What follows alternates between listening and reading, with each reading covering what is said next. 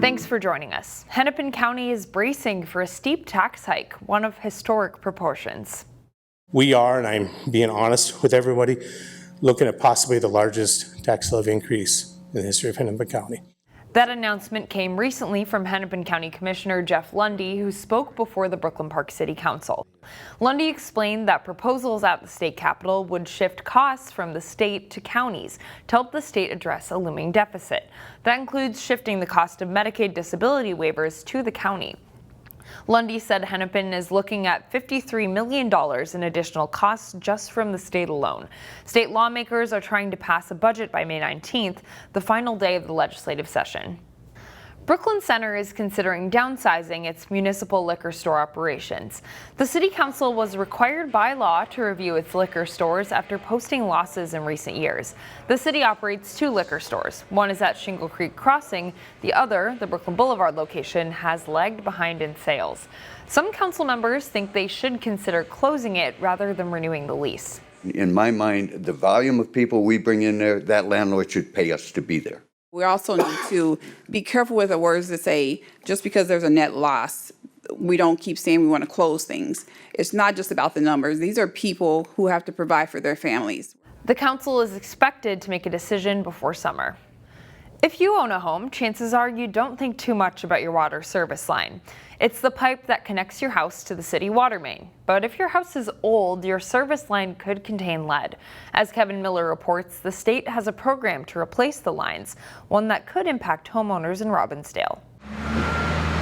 Construction can be loud and invasive, but it's a necessary evil when replacing old pipes. It's something Robbinsdale resident Mike Schwieger has been considering for his old water service line. Right now, we still have the old paper, tar wrapped system going through there. So we've been having a lot of issues with things growing in there, the roots and stuff like that. Replacement would mean digging up his yard. It's a big consideration about be replacing it, but the price tag behind it is really difficult to manage right now. He's not alone. In fact, his home is one of almost 400 that were flagged in Robbinsdale for having problematic pipes. And the largest concern for Robbinsdale homeowners is service lines made from galvanized steel. Galvanized, I think, is basically a steel kind of pipe that is dipped in a liquid material to try and improve its corrosion resistance. According to the Minnesota Department of Health, these fairly common pipes come with hidden health risks. The risk with those types of pipes is that if they've ever had lead upstream as the water flows through, any lead from those upstream components can then coat the inside of the galvanized pipe and stick there.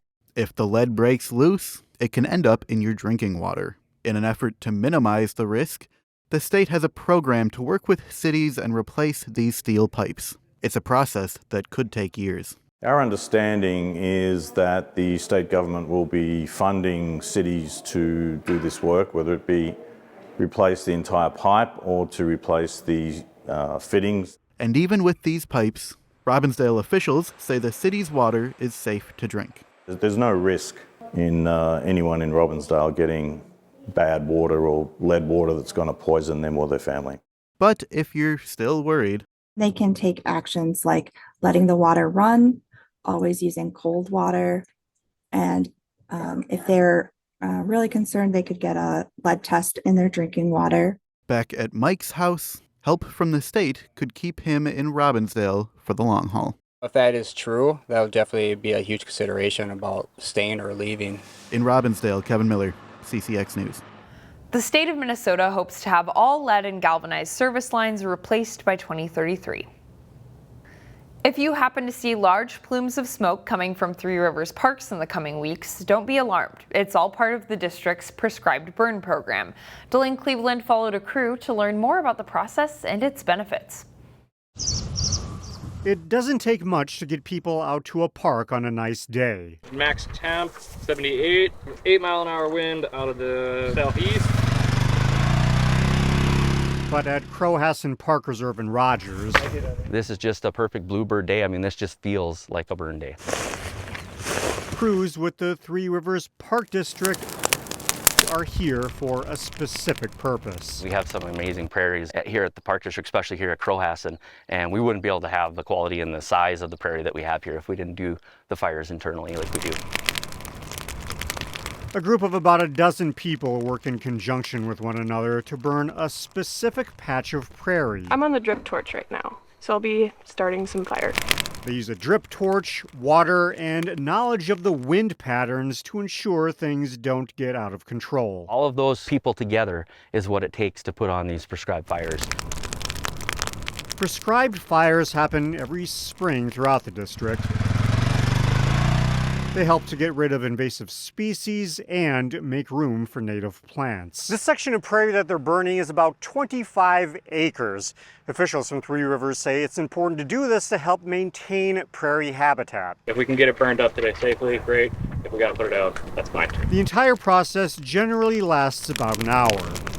Once the entire section of prairie has been burned, crews will come back in a few weeks armed with several 100 pounds of seeds. We have a seed collection program that takes place every fall, and we'll collect hundreds of pounds of seed. We use all that in-house, and we put that back onto the prairie to enhance the prairies that we have. In the end, this work benefits wildlife habitat and makes it a beautiful place to visit. In Rogers, Delane Cleveland, CCX News. Another prescribed burn will take place in the coming weeks at Elm Creek Park Reserve in Maple Grove.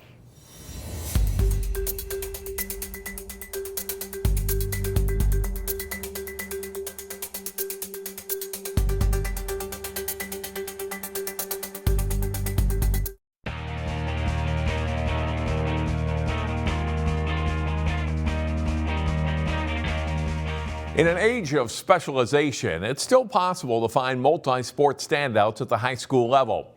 And this week's CCX Sports Spotlight, Jay Wilcox profiles Champlin Park baseball and hockey star Nick Carlson. As his senior season hits the home stretch, Champlin Park three-year starter Nick Carlson, a shortstop and sometimes pitcher, is one of the area's top players. There's always room for improvement. I feel like I've done pretty solid so far, offensive and defensively, but yeah, I think pretty solid. He's great in the field. He's been our shortstop now the last couple years. He makes all the routine plays. He makes them look really easy, and he's athletic enough to make some of the real tough plays too. He's got a good arm, pitches for us. Last year he pitched a ton and did really well. This year we haven't needed him to pitch as much, and his bat is really coming alive this year. My glove's always been pretty reliable for me, hit for pretty good average and power. So yeah, those two. As the captain of the Rebels, Carlson's leadership plays an important role in the team dynamic as much as his on-field abilities. I don't try to think about it too much. I think over the years I've played with some pretty good leaders and learned from them. I mean, these guys, I love these guys. These guys are pretty easy to lead, so they make it easy on me, and I love leading them and being a role model for all of them. Oh, he means a bunch. He's a good leader on the team. You know, I've been growing up playing with him for probably 8 years now, so it's just awesome to be out here again with him, have that leadership role. He leads by example, so he does all the little things right. He's the first one here, last one to leave, all those things. He's working hard in all the drills and whatnot. And I think a lot of the younger guys just kind of watch how he goes about his business, and so he leads that way, but also he's a vocal guy, so he's always the guy breaking us down and bringing energy and pumping the guys up in the dugout and just being a positive influence. Long beats it off. Carlson, it's a deflection of the goal. Here we go. Goes off of Curtis and in, and it's 4-3.